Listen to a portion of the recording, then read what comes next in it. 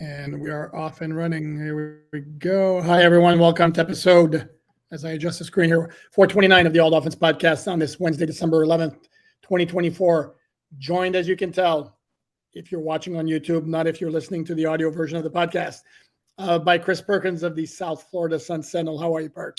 Man, I'm doing good. I can't wait to see what happens on Sunday. Dolphins in Houston, baby. Let's get it going. That's a big game, and needless to say, it's a pivotal game for the Dolphins' playoff aspirations. I kind of broke it down, the playoff outlook, and it's almost any way you slice it. Sure, the Dolphins could make the playoffs at 9-8, which would give them the leeway of losing another game, but it would make it very dicey. They would require an awful lot of help around, so it would behoove them to win. Lots to discuss on this Wednesday, as there usually is. It's the first day of the injury report, but we start with the big news of the day. Grant Dubose back to practice. Okay, actually, everybody's talking about it. It's funny, though, because I was thinking about this, Perk. Like every week we kept asking, is this a week for Bradley Chubb? Is this a week for Blake Ferguson? Is this a week for Cameron Good? Is this a week for Isaiah Wynn? Never. Is this a week for Patrick McMorris? Right. Never once asked, is this a week for Grant Dubose? And I bring that up because while it's easy to poo-poo the significance of his return, because the dude's played 2 games in a Dolphins uniform, my buddy in Green Bay, who appeared on the All Dolphins podcast for the Behind Enemy Lines, Bill Huber, has told me several times that kid's got a bright future. So, and if the Dolphins thinks he was just a body, they wouldn't go through the process of designating him to return just for the first, the last 3 or 4 games. Yeah, and he's a bigger body, so that's they could definitely use that, as we've seen in recent weeks. So, come on, Grant. Yeah, and when he does get activated, I would expect that his playing time would be mostly on special teams. That's his calling card. But it's not like injuries are not piling up at wide receiver, and we got a new one here to discuss, and that involves Jalen Waddle, who's got a hamstring injury listed as limited on the first injury report of the week. I didn't see anything on Sunday in the game against the Jets. There were no injuries reported in the press box either. So I did. Oh, you did? Okay. Yeah, there was a time I tweeted about it. Maybe I want to say in the first half, but he was on the sideline, kind of jogging and kind of stretching it, and he was talking, but I couldn't tell what the ailment was. I could tell it was a leg, lower body, but I didn't know if it was ankle, knee, quad, hammy. I had no idea, but I did see him kind of stretching it and working it. So I tweeted about it, but he didn't seem limited. He finished the game and 9 for 99, 2-point conversion. So he seemed fine. Okay. And he also talked to the media after practice, which certainly is a good sign, because if there was anything to be concerned about, he wouldn't. Right. I mentioned him as being something to watch, because ideally you'd like none of those players to be on the injury report. Tyreek's still on the injury report with the wrist injury limited. That's not affected him in the least. In fact, he had his best game Sunday since the opener. Odell Beckham Jr. was absent for personal reasons. D. Eskridge, I wouldn't anticipate seeing him. He's got a knee injury. So Dolphins getting a lot of guys at wide receiver dealing with some injuries. The other injuries of note, I guess, would be, again, no, there's nothing. Well, backfield. Sorry? The backfield. Alec Ingold has an ankle now. Correct, which he did have a calf. Now it's an ankle. And so I don't know if that's overcompensating, or I have no idea what that is. But for a running game that's averaged, I believe, 59.4 yards per game for the last 5, not having your fullback, the possibility of missing both offensive tackles, having Raheem Mostert limited, it doesn't bode well. HN, by the way, I think you might have told me this. He went over 1,000 yards from scrimmage last week against Green Bay. So he's over 1,000 yards from scrimmage, but, his running, if I'm not mistaken, I got a lot of numbers in my head. The last 5 games, he's averaging 12 carries for 36 yards. So Ingold being down does not everything that chips away at that running game is a bad thing. Yeah, here's the thing though. The Dolphins have been and can still be productive, in my humble opinion, at my HO. Offensively, even with the running game being, God, I hate borrowing his term again, booty cheeks for a while, especially in short yardage. Right. Because again, the passing game right now is being so effective. And listening to Tua's press conference on Wednesday when he's talking about what he's seeing from the Houston defense, that they play a similar style to the Jets, which is basically back, willing to give up the stuff underneath. I mean, smells like another 300-yard game for Tua if the Texans are gonna play off of Tyreek Hill and Jalen Waddle and kind of concede the stuff underneath to not get beat over the top. They're gonna get carved up pretty good because Dolphins have become pretty good, at making a lot of hay with the short and intermediate passing with a quarterback who is right now in a groove. I would agree, except I still need to see it against a good team. And while they've carved up the Jets and the Patriots and the Raiders, they didn't go to Green Bay and carve up the Packers. And look, this is a game that I will say this: you probably are going to have to score 28 or 30 points to win. You've got the Dolphins have a defense that's porous, that averages 22 points per game allowed. 22.5, I believe, is the exact number. I don't go to Houston thinking you're going to hold them to 17 points and you can score 22 or 20 and win this game. This is one of those games where the offense is probably going to have to score 30.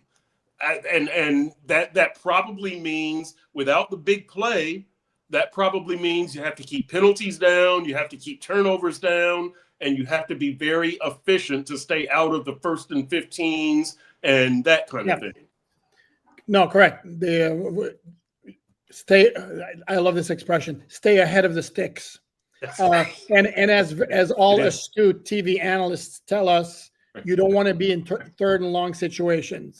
And I'm like, every time I hear that, I'm like, mind-blowing strategy, isn't it? I mean, that one I love, and I also love getting the receivers the ball in space. Yes, that's right. A good strategy, because I know I think the Dolphins tried it one game where they wanted to get all of their receivers the ball in traffic, and that didn't work so well. No. They're throwing into triple and quadruple coverage. It didn't work too well. Yeah. No. But as I recall, I think the Packers played it a lot tighter though. I think those teams who play soft against Dolphins, again, Tua's in a complete groove.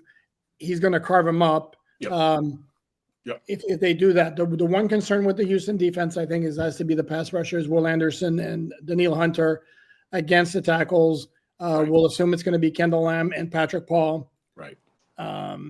Which means that there were some plays, not a lot, but there were some plays where Tua had good protection, had time to let the plays develop.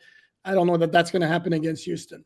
That could be one difference. And an area where the Dolphins have to be better, where they were on fire. I think it was the first 4 games where Tua came back. And then the last 3 games has not been very good. It's third down conversions. Yes, correct. That's a very good point. And look, Poop, the back end with Houston, they've got 16 interceptions, second in the league to Houston or Minnesota, which has 20. So you've got to kind of be wary of that. The good thing is Tua gets the ball out so quickly. Mm-hmm. So maybe you don't have as many coverage sacks with Tua and that secondary, creating problems. Tua doesn't make a lot of mistakes. 15 touchdowns, 1 interception in the 7 games since he's been back. So the secondary concern is probably a little bit reduced with Tua and with the quick release and his accuracy. But that pass rush, with Hunter and Anderson and the 2 offensive tackles, you are going to have to be very wary of that. Yeah, that's a tough matchup for the Dolphins. We should point out Houston's going to be missing a really, really good player. This is not a surprise, but apparently they're going to be putting safety Jalen Petrie on injured reserve. I believe it's a pec injury. That could, among nickel corners, he is a damn good one. That's big for them. They are getting a couple of guys back from IR, possibly. One of them is Christian Harris, a linebacker. The other one is Kenyon Green, who had a shoulder injury. But as Cole Thompson told us on Behind Enemy Lines yesterday, this is his words, not mine. I don't want to take shots at anybody. Who's basically saying not sure it's a good thing. And if you look at Pro Football Focus, he is ranked dead last among guards in the NFL. So, and the interior of that offensive line for the Texans is highly problematic. In terms of the injury report, just to be thorough here, this is kind of the usual on a Wednesday. Teron didn't practice with the knee. Calais Campbell, Jordan Poyer had rest days. D. Eskridge has an injury. And then everybody else was no worse than limited. That includes Bradley Chubb, Cameron Good. Would not be surprised if we saw Bradley Chubb activated this week, again, depending on how he's progressing in practice. The other guys we mentioned, and then Blake Ferguson, full participant with a non-football illness thing. He was full all of last week, which kind of made me surprised that they didn't activate him. Yeah. Because otherwise, why bother with the designation? And we should mention the Dolphins now have used up 7 of their 8 return designations off IR, the non-football list. They have a limit of 8 in the regular season. Tyus Bowser could come back before the end of the regular season. Cam Smith could as well. And then if the Dolphins do make the playoffs, and no, we are not going to eliminate the possibility. I know there's some Dolphin fans out there who are like, why are you talking playoffs? It's so stupid. It's possible. Okay. It's possible. All right. Yes, exactly. Yeah. Because until you're eliminated, there are already 6 teams in the AFC that have been eliminated. Dolphins are one of them. They still have a shot. Yep. So, and then they will get an additional. I don't exactly. I have to look and remember how many more. So the designation returns they get over there. So, okay, Zach Seiler, AFC Defensive Player of the Week. Tip to Zach. And as I wrote on my story on MiamiDolphinsInside.com, I think we can stop with is Zach Seiler underrated anymore? I mean, the guy's a stud, right? He is.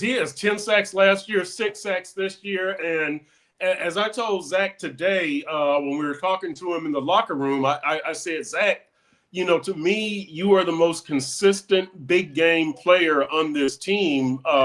Do you realize that? Do you know how well you play in big games? And he said, well, I haven't really thought about it, but he said, we have a saying on the defensive line. I think it was something like the ball finds those who run or something like that. And so that's right. That's Zach. That this dude, the touchdown, in Baltimore, right? The touchdown in Buffalo in the playoff game. Mm-hmm. Zach Seiler shows up with sacks, with tackles for losses, with turnovers.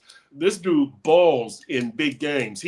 I would dare say, and I'm not exaggerating, maybe Teron Armstead is as good, but since 2022, he's been better than Tua, been better than Tyreek, better than Waddle, better than Ramsey. Better than Ramsey, better than Raheem. He has in big games. Zach Seiler has been the man. He has. Well, okay, Tua, but Tua had what? Didn't Tua come into the season with like 8 interceptions and 8 touchdowns in like his previous 5 games against playoff opponents or something like that? These guys, all of them, Tyreek with the no 100-yard games, Waddle with the no 100-yard games, Raheem 1 rushing touchdown against a playoff team last year. Zach Seiler has been the man in these games. But is he always, though? I mean, because you've got a couple of examples, and it's also, Burke, it's also a little bit apples to oranges. Because I think like producing at quarterback or wide receiver in a big game against like a top-notch opponent, is it really the same as for a defensive lineman? I don't know. Just make plays, baby. Just Zach Seiler makes plays. That's it. Just produce. Here's what has touchdowns, interceptions, sacks. He produces. Here's what I would tell you, though. Tell me if you agree with this. Or actually, you know what? I prefer. It would make for better podcasting if you told me, the hell are you talking about again? But it's not necessarily going on a limb. But I would dare say that claiming Seiler off waivers from the Baltimore Ravens probably would stand as Chris Grier's signature move during his tenure as Dolphins GM. It's up there. It's definitely one of his best. Definitely one of his best. He drafted Xavier Howard. Mm-hmm. That's up there. Yes, he drafted Tua, right? But with it's the, but with the fifth overall pick. And by the way, I'm going to preface it. I'm going to preempt it. No, that's not a shot at Tua, but it was a fifth overall pick. right. You couldn't. Yeah, it's hard to miss. You're supposed to Hey, nail your fifth overall pick. he Go ahead. drafted somebody we're going to see Sunday, Laramie Tunsil, and made a trade. But Zach, see, your point is well taken. Your point is well taken. It is in the discussion 100%. That was an outstanding move. Outstanding. And you re-signed him. Okay, but yes, but saying it's in the discussion, you're not telling me anything I know. Per, come on. Okay, I wouldn't Take a say. stand. I would say drafting Xavier Howard ranks higher with me. Okay. Not only that, they traded up to draft Xavier Howard because they had a conviction on the dude coming out of Baylor, so that was good. You mentioned Laramie Tunsil, I think, and I spoke about this with Cole Thompson yesterday, asking him from his perspective if there was any buyer's remorse from the Houston standpoint about that trade. Kind of basically was saying no, even though they paid a hefty price. But Tunsil, penalties aside, has been a complete stud for the Texans ever since he's been there. Yep. Now, no. Hold on. Despite, and your colleague Dave Hyde wrote a column about this at sunsentinel.com. He did. And I may have to attack something similar. I don't want to duplicate what he did, but something along those same lines. Was it really? Because the initial reaction is, my Lord, did the Dolphins get a ton for him? But can we say that it was that trade, the Tunsil trade, was a slam dunk win for the Dolphins? No. And, if you're looking at big picture results and long-term results, I mean, they haven't won a playoff game. So it restocked you, but to what extent? Like, are you really that much better off? You're not paying Laramie, but you are paying Teron Armstead.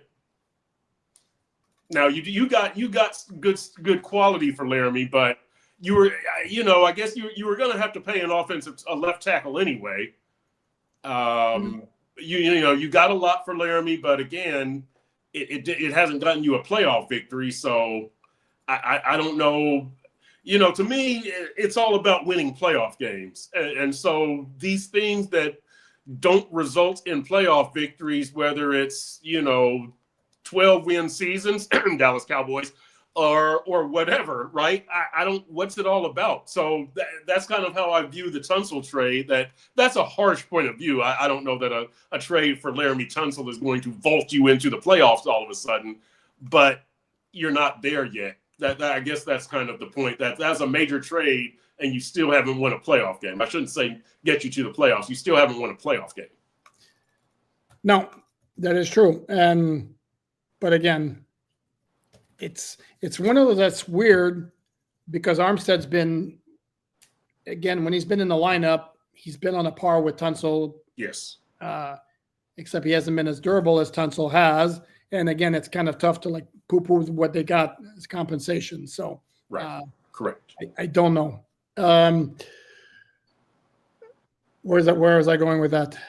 You said Hyde wrote something about the Tunsil. No, correct. He did. And you wrote something, I believe, and I don't know, or you tweeted it, where you're suggesting basically anything that does not include a playoff win would make this a failure of a season, even if they wind up being able to make the playoffs after starting 2-6. Yes, I didn't say failure, but you can say that. Here's my deal. Let's not move the goalpost. At the start of the season, in training camp, since the end of last year, we said the goal for this season should be to win a playoff game. To me, I don't care if they finished 8-9 and snuck into the playoffs on 18 tiebreakers.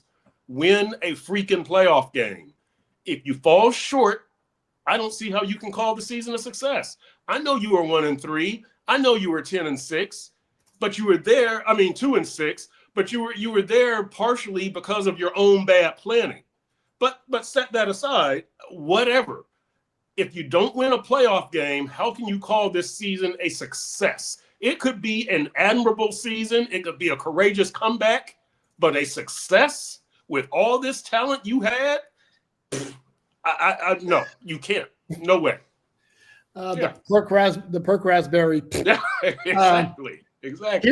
Here's how I would look at it. Because to me, the idea is you're always moving closer to the ultimate goal. Okay.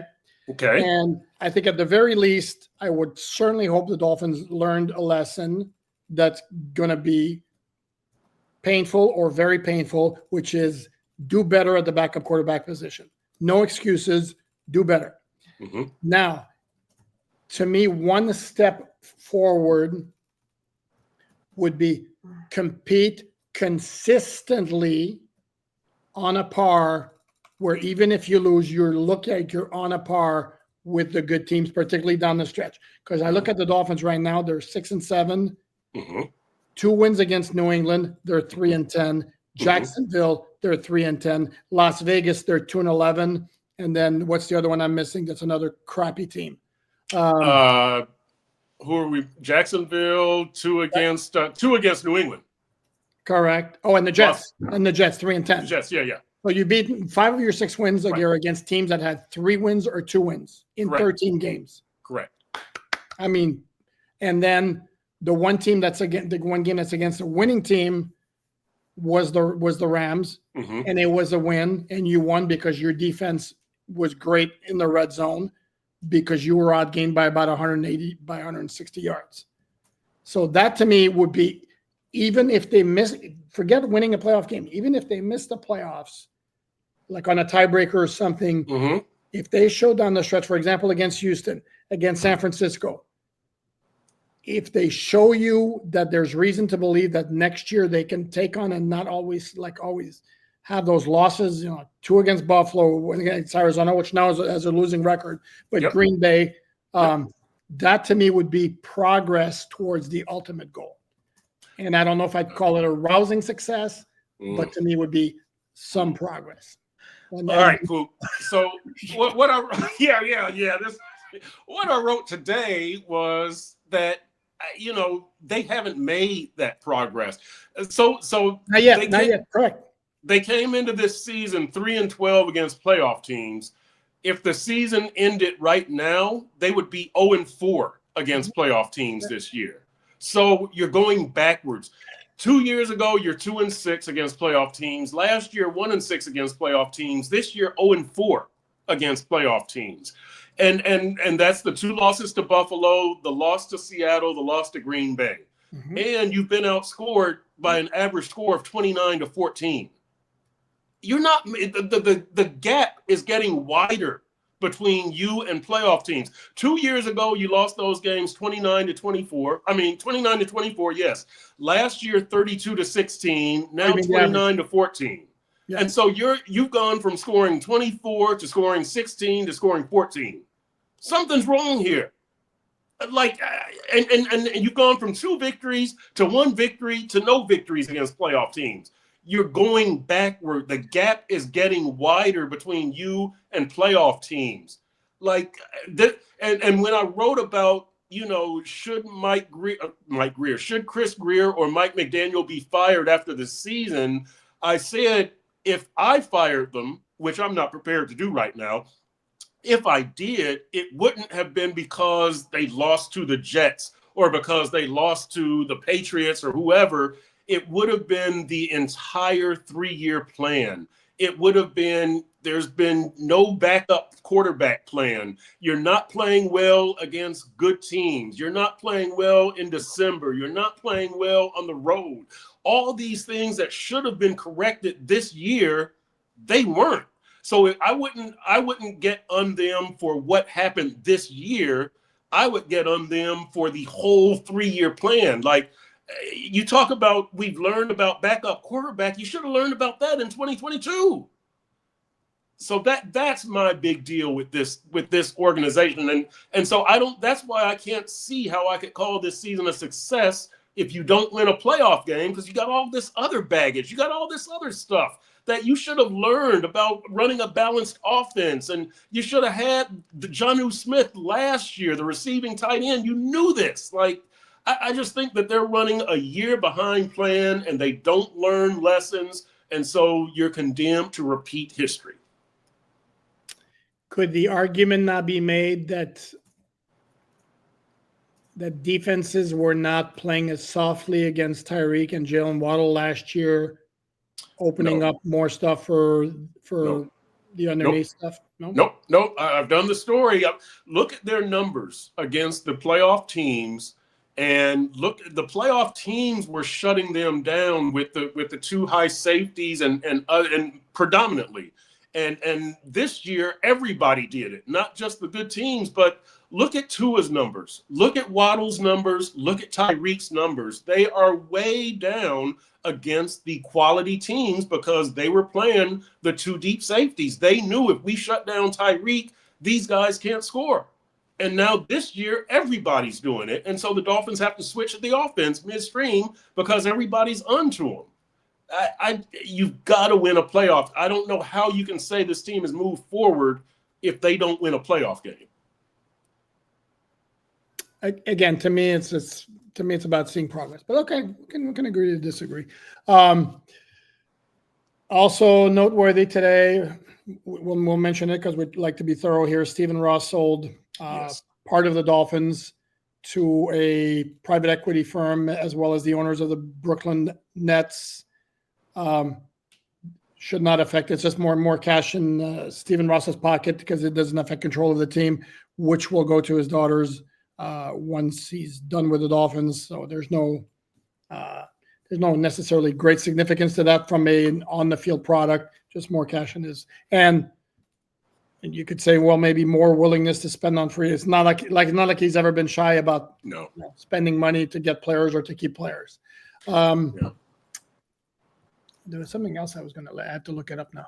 Let me say this. It's a funny thing about Steve Ross, and we've talked about this before, I'm sure, just the frustration he must have with the Dolphins of not being able to win, because here's a guy who really everything he touches turns to gold, right? Whether it's the tennis tournament or the F1 racing. I mean, they're preparing for Rolling Loud out there at the stadium now. Like, everything this dude does just turns into cash, whether Hudson Yards. And the Dolphins, he just can't get it. It's got to be so incredibly frustrating for him. Yep. But again, the season's not over yet, and they still have a shot. Houston is not an unbeatable team. They're not. No, they're not a great 8-5 team. They are, and they give up a lot of big plays, Boop. They give up a lot of big plays. Yeah.